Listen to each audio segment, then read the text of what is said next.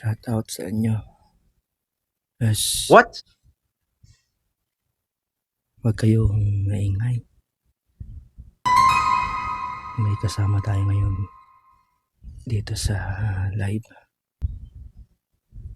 Kasi baka marinig niya.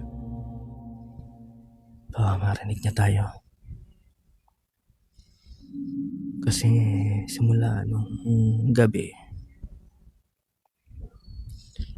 may napansin ako.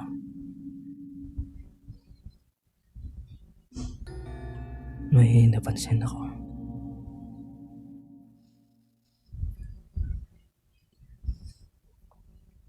Tuwing alas 3 ng umaga, may naririnig ako kumakatok. Pero hindi sa pinto eh. Doon sa kisame. Oo, kaya huwag tayo maingay. Narinig akong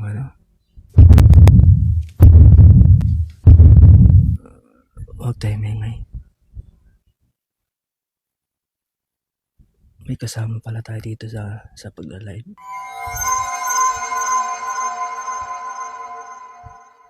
Una akala ko daga lang.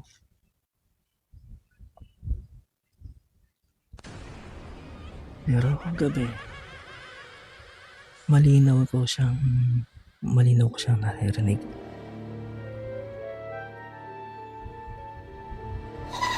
Sabi nga ng katok niya. Alam mo yung katok na yung dahan-dahan lang. Sabi niya, yung alam mo yung katok na dahan-dahan lang. Yung bang yung parang gawin ko narinig niya yun. Yung parang ganito.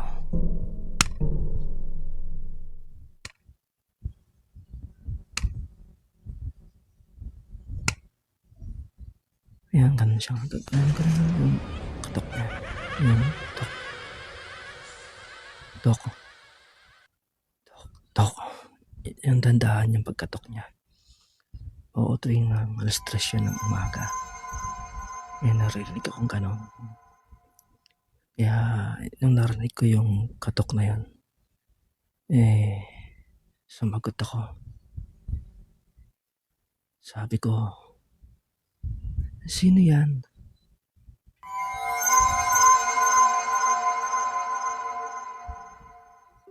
Yan.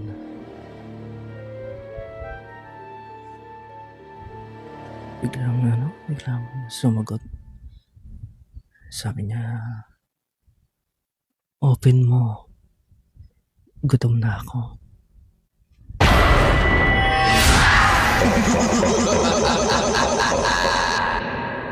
Ganun ang sagot niya. Mga kamas. Hindi ako gumalaw. Kasi wala naman akong kapitbahay sa taas.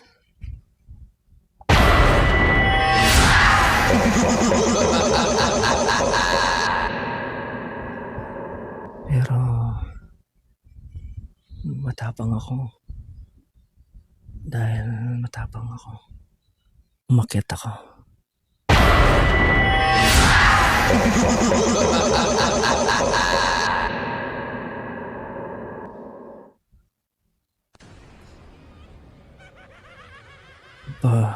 Pagbukas ko,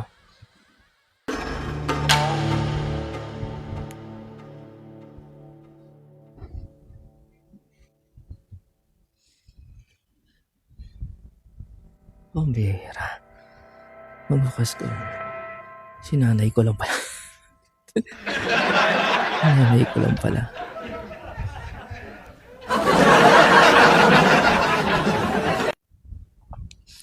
Sumisigaw si nanay.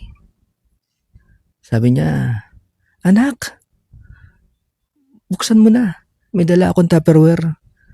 Yung Tupperware may adobo.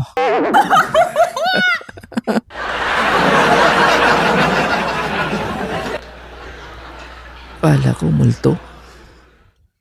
Ulam pala. Grabe ka naman, Nay.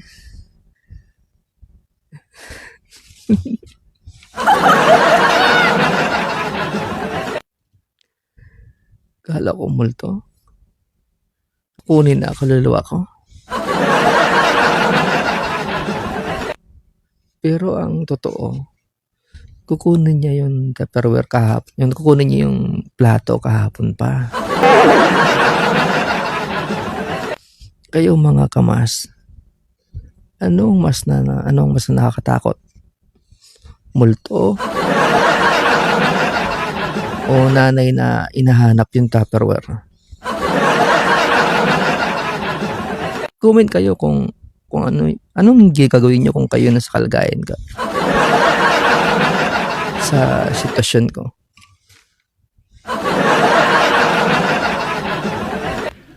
Stay lang kayo kasi mamaya may isa pa akong kwento mas nakakatakot.